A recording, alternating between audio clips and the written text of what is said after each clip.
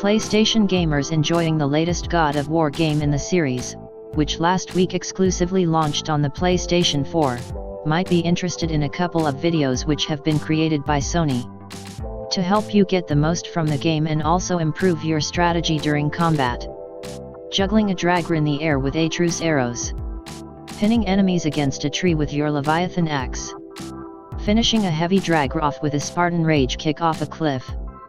These are just a few of the advanced combat strategies that you can learn from Santa Monica Studio's lead systems designer, Vincent Napoli, and senior technical designer, Meir Sheth.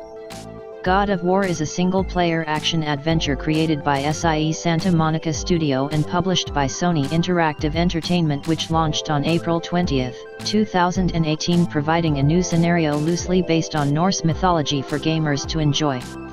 Gameplay sees protagonist Kratos returns as the main character, with his son named Atreus.